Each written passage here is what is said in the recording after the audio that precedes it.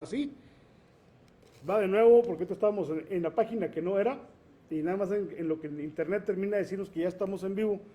Anda doña Victoria Pizarro Leiva revisando que estemos bien en vivo y vamos a estar enlazar en este mismo momento a Análisis Plataforma Libre y también enlazar a César Ibarra y ya estamos en los tres grupos de Facebook de la Jiribilla, Análisis César Ibarra y demás. Y también en este mismo momento estaremos enlazando a nuestro muro personal de César Luis Ibarra. Entonces, compartir.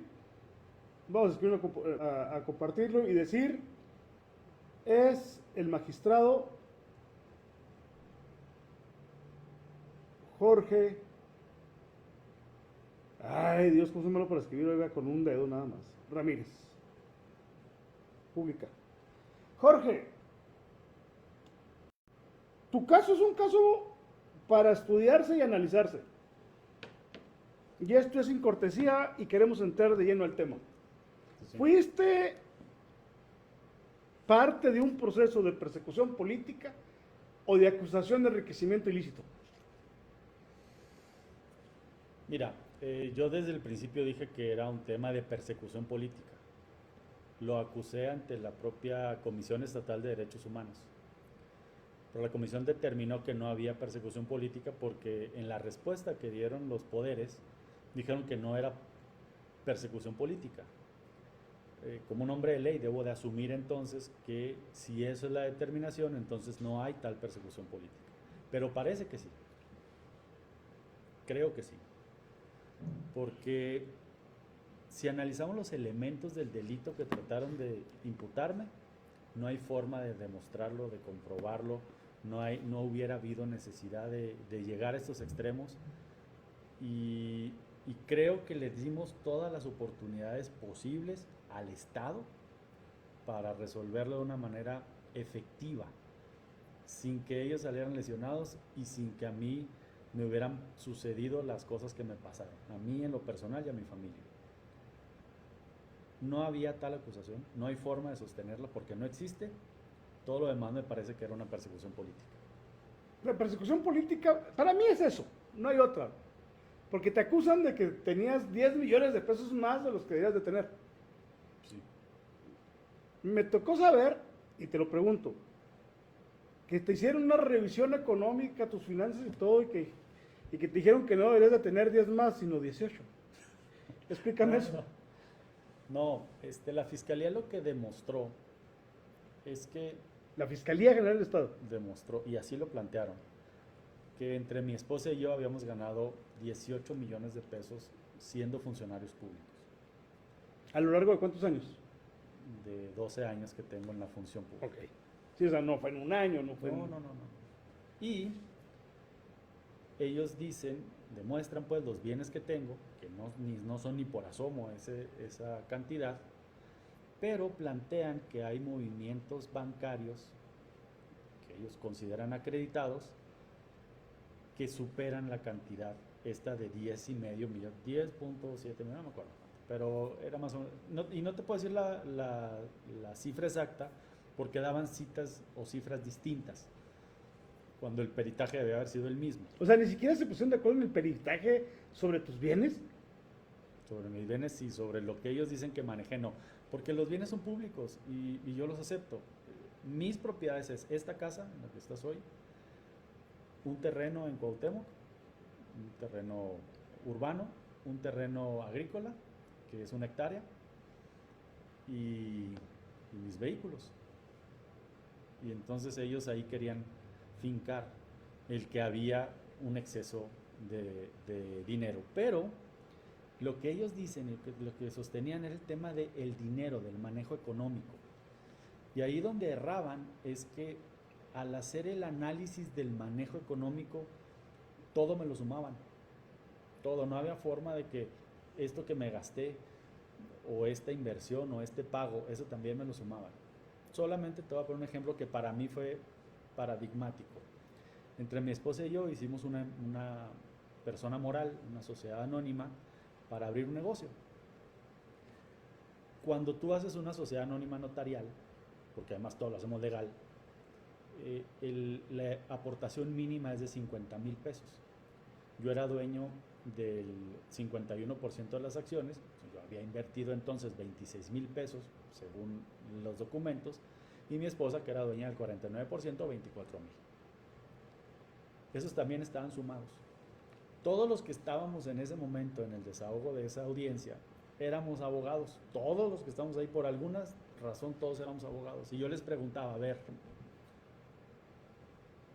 díganme, esos 50,000 pesos que están ahí, ¿dónde están? O sea, yo fui con el notario, hicieron la escritura pública, ¿y yo en qué momento le di el dinero al notario? No, tú demuestras que...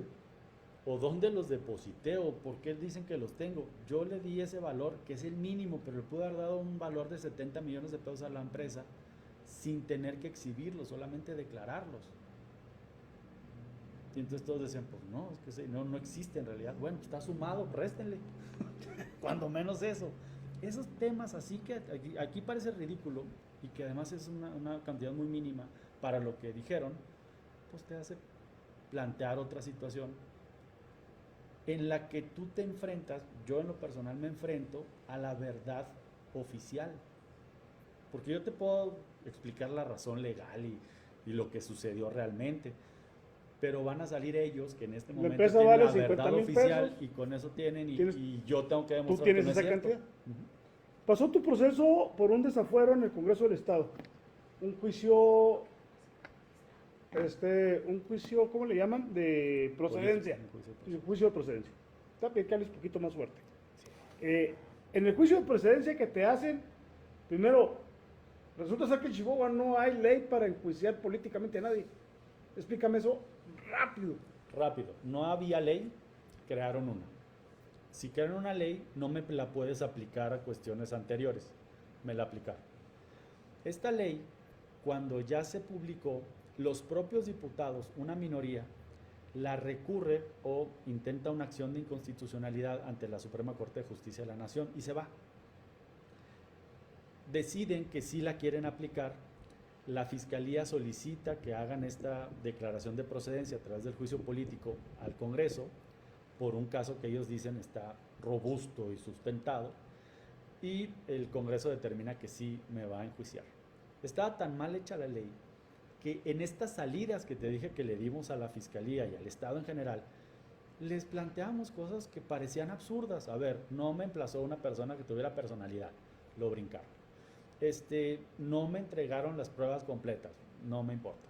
No me puedes citar en estos términos, me tienes que citar en estos otros. No, así se hace. Yo recuso a los que me van a juzgar porque no tienen... No, se lo brincaron de una manera absurda. Llegamos a la audiencia, oiga, usted no puede preguntar. No, sí, así se puede preguntar. Oiga, eso no lo debe hacer, ya lo hice. Finalmente, después de escuchar a todo y de ver todo y de razonar todo, la comisión jurisdiccional determina que no ha lugar al desafuero porque no hay delito. Sí, el dictamen decía que no ha lugar. No te deberían de quitar el fuero porque no encuentran motivos para quitártelo. Vamos a explicarlo así muy llano. Y entonces, la respuesta de la Fiscalía fue, pues a ver qué dice el Pleno. Y lo votan y la gente, y el Congreso tenía nada más para votar sí o no el dictamen. No, tienen solamente para dictar, para determinar, para validar lo que dijo la comisión. Sí, por eso, nada más, sí No lo más validamos. eso. Sí, si no lo validan, se acaba de todos modos. Ahí se hubiera acabado, pero el dictamen era contrario, o sea, decía, no hay motivos para desaforarlo. Sí. Y lo cambiaron ahí. Lo cambiaron ahí. Cuando sale la resolución por mayoría, pues lo que yo pensé desde afuera es, ok, gané por mayoría. Pero no, es que cambiaron el dictamen, pero no se puede cambiar el dictamen. A ver, en un proceso regular legislativo, si no le gusta al Pleno lo que determine una comisión, se regresa a comisión, se modifica como lo hayan solicitado y modificado se vuelve a presentar al Pleno. Si ya les gusta lo aprueban y si no, se reserva y se tiene que dejar ahí. Está claro, Bueno, pero en un sí, proceso Sí, legislativo. tú fuiste diputado. Sí, pero en el tema de jurisdiccional, cuando tomas una definición de esta naturaleza, si tú lo presentas y te dicen que no lo puedes regresar a la comisión. Porque a mí, los otros 26 diputados no me juzgaron. Me juzgaron los 7 que estaban acá. A pesar de que mientras estaba todo ese proceso, tú tenías fuero. Como magistrado tienes fuero, Sí. fuero constitucional, y te detuvieron. Me consideraron a ver, el día que me desaforan, que consideran que me tienen que desaforar, al siguiente día, cuestiones de, De prisas. voy a decir de Dios, al siguiente día me admiten el amparo que yo había interpuesto desde el día 10 de enero, porque yo me amparé en contra de la ley del desafuero. Y hay N cantidad de jurisprudencia en el país desde 1917 que en un juicio político no hay amparo. No procede porque el juicio político es un procedimiento, el amparo es un procedimiento. Si los dos son lo mismo, ¿para qué lo hacen? Y como además tenemos un país de caudillos, dijimos, no se pueden estar amparando a los que nosotros queremos someter a juicio político para quebrárnoslo, ¿verdad? Ujú. Entonces, la Corte determinó desde el principio, no hay juicio, en juicio político no hay amparo. En eso fundó siempre el Congreso, el que está en juicio político no va a haber amparo. Pues resulta que yo me amparé en contra de la ley, desechan ese amparo, y el día 28 de febrero, porque un día después de que me desaforaron, se ordena que se admita. Cuando se admite, me dan una suspensión provisional. Esta suspensión provisional lo que hace es que me regrese el fuero, porque retrotrae los efectos hasta el día que yo interpuse la demanda. Lo que dice el juzgador es, él no tiene la culpa de que nosotros no hayamos sabido procesar esa cuestión. Cuando lo interpuso el amparo, estas eran sus circunstancias, esas se tienen que mantener. Me dan esta suspensión provisional, era un jueves, bien lo recuerdo.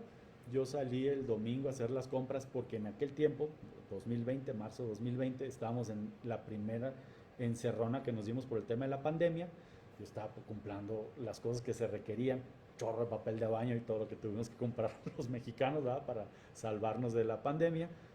Y resulta que ahí me detiene a la policía. Pero te voy a decir algo bien interesante. A ver, dime. No me detuvieron. O sea, O sea, consideró el juez que tuvo la causa que no me detuvieron, que lo que pasa es que cuando se dieron cuenta que tenía fuera me soltaron, entonces como no hubo consecuencia, pues no hay problema. pero te detuvieron, te llevaron, estuviste ante un juez. Bueno, no ante un juez, estuviste Sí, detenido veintitantas horas, de 18, como 14 horas. Como 14 horas, pero además salí de unos separos vestido con uniforme de Te tomaron la foto y todo. todo. ¿Qué le hiciste a Javier Corral? No sé, no creo, O nada. sea, ¿por qué qué le debes? No sé, ¿Te juzgan porque eres uno de los considerados de los amigos más cercanos de Duarte? Eso sería muy peligroso. Finalmente, en un Estado de Derecho, las cuestiones personales no deberían ser lo que nos hace realizar las acciones de gobierno. En este momento, tú regresaste ya como magistrado. Sí. Le ordenó un juez, la juez le ordena al Tribunal Superior de Justicia del Estado que te restituya y que te paguen todo lo que no te habían pagado de sueldos, tus sueldos caídos, vamos a llamarle. Sí. Y luego te mandan decir que no, que nomás una parte. Al Congreso le dicen, oiga, no hubo juicio, devuélvalo al principio. No lo hace. A la Fiscalía General del Estado le dicen, quítele el grillete electrónico porque andabas con grillete electrónico. No lo hace. Eres magistrado, Jorge. Mi pregunta es, si a un hombre de leyes, a un magistrado, entendiéndolo nosotros los que no sabemos nada de leyes, que es un juez, que luego son jueces de distrito, y luego ya los magistrados son la cúpula de la justicia en Chihuahua. Si a un magistrado le hicieron todo lo que te hicieron a ti, ¿qué nos espera a los demás? ¿Esa es la realidad de la ley en Chihuahua? Porque un magistrado, deja tú la función, un magistrado es el titular del poder judicial. Cuando el Estado está dividido en el poder legislativo, ejecutivo y judicial, el magistrado es el titular de el rango del pleno de magistrados. Los magistrados tienen el mismo peso Aquí valen lo mismo que el como los gobernador, diputados. igual que los diputados. Entonces, ¿cómo hacen eso? ¿En qué lo fundamentan? ¿Cómo empiezan a plantear cuestiones que, sin ser ciertas, nada más las van avanzando? Estoy claro que el juicio fue político, es un juicio político, así se llama. Pero en el procedimiento penal que iniciaron, pues ahí sí no tienen ni una pizca de razón y no se las va a conceder nadie y no las van a tener y creo que ni siquiera van a llegar a ese punto. volviste como magistrado, pero hay una espada de Damocles sobre ti, porque el juicio todavía no termina, no, la fiscalía sigue diciendo que eres culpable, y luego no tienen vergüenza algunos magistrados del Supremo Tribunal de Justicia y su presidente. ¿Te ven pasar por los pasillos y agachan la cabeza o te saludan? No me los he topado, no los he encontrado. La estructura del tribunal está hecha como para que no nos veamos y creo que esa es una cuestión que es válida porque no puede haber acuerdos entre estas personas que tenemos la obligación de entregar justicia. Entonces cada quien hace su planteamiento y lo desahoga. Si yo quiero ir a la sala de uno de mis compañeros, se deja evidencia, hay video, se nota que fui. Entonces eso le puede dar tranquilidad a los chihuahuenses de que no hay acuerdos en lo oscurito. Por eso no me los encuentro, por eso no me los topo a menos de que me hayan ido a visitar a mi sala. Yo no he ido a visitar a ninguno de ellos.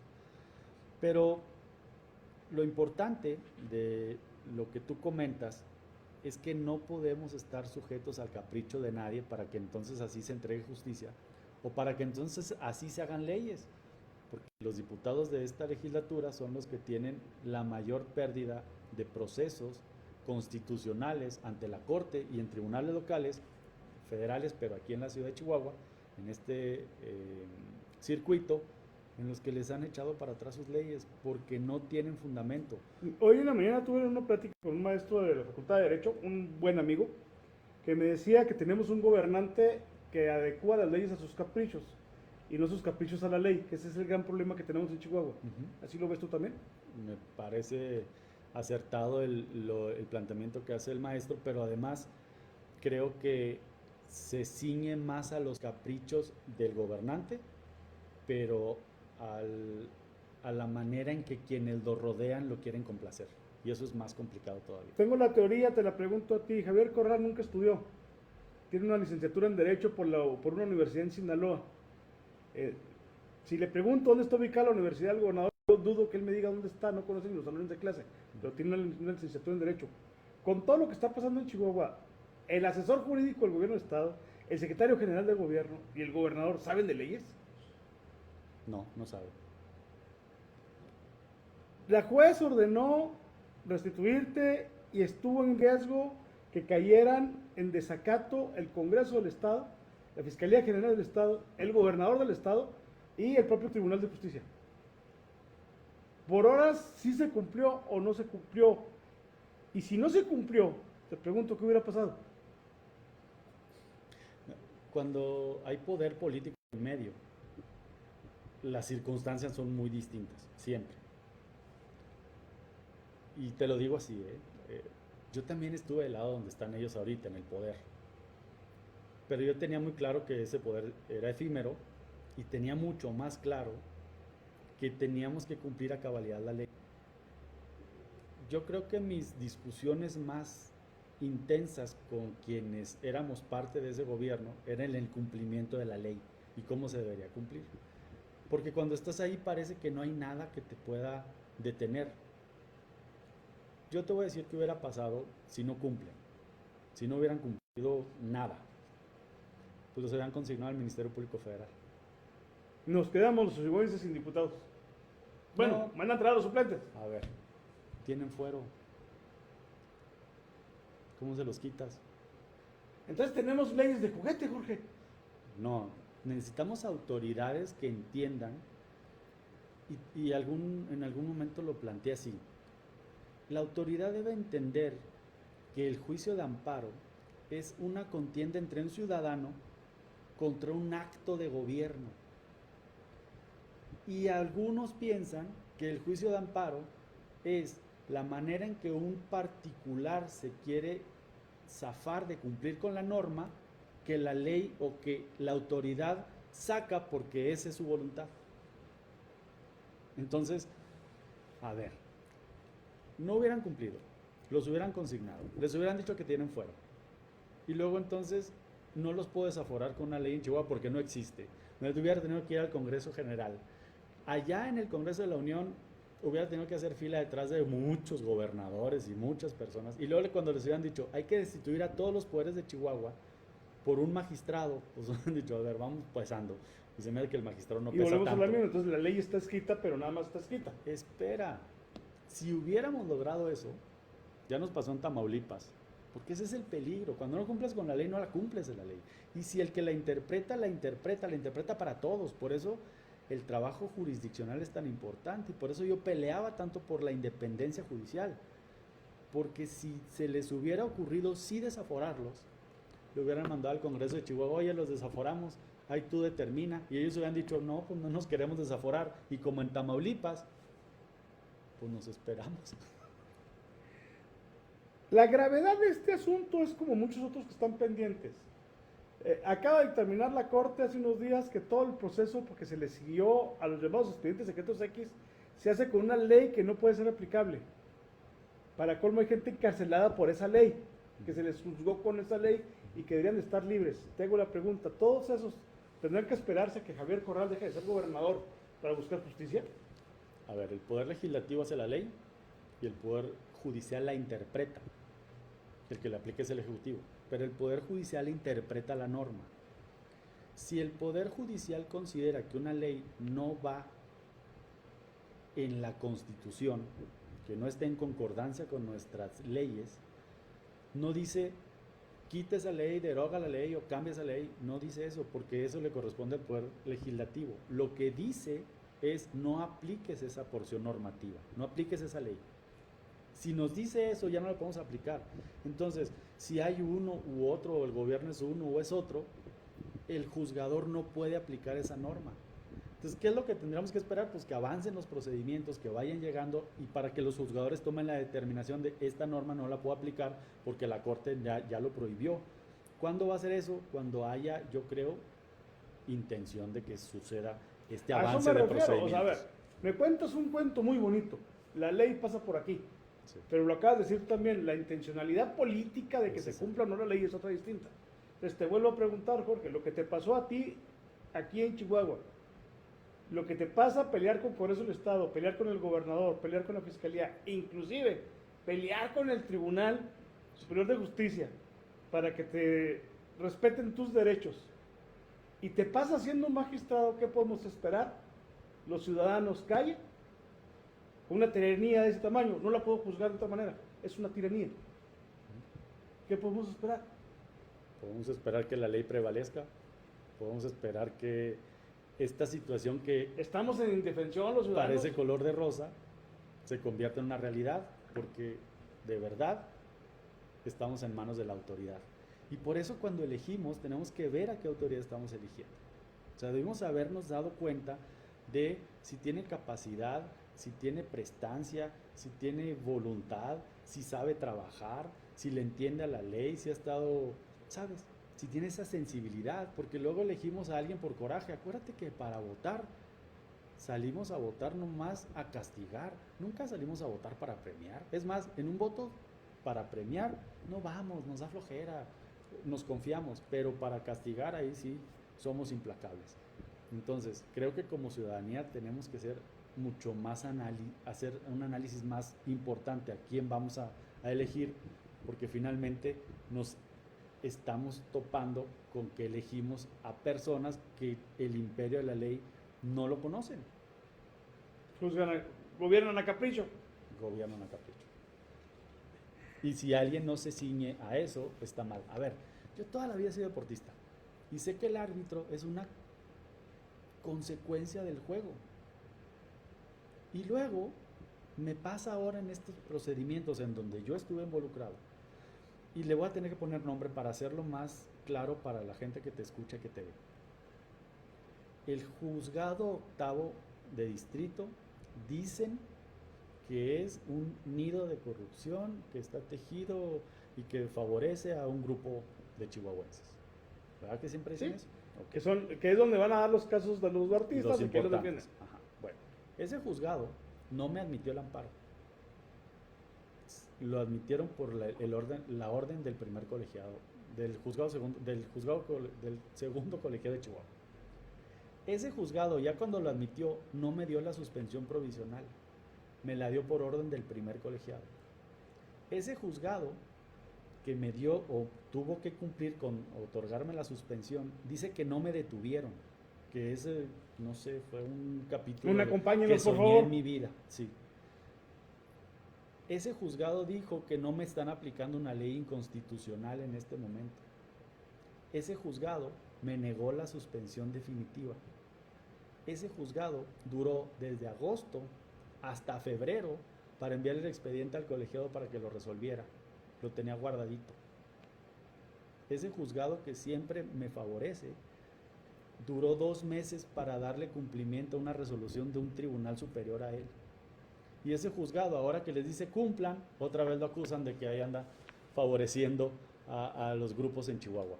Creo de verdad que la ley debe ser el imperio y tiene que ser el que esté por encima de todos. Y para eso necesitamos encontrar a quien nos va a gobernar.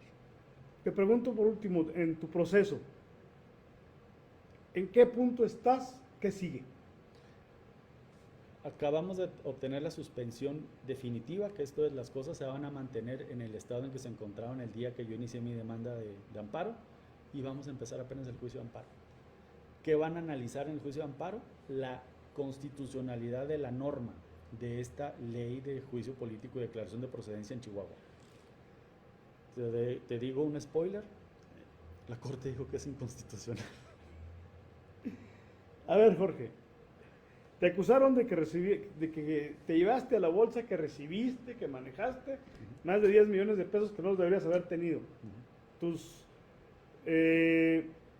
Tu patrimonio no alcanza, o sea, te dice la misma fiscalía que tú deberías de tener 18, pero nomás tienes menos.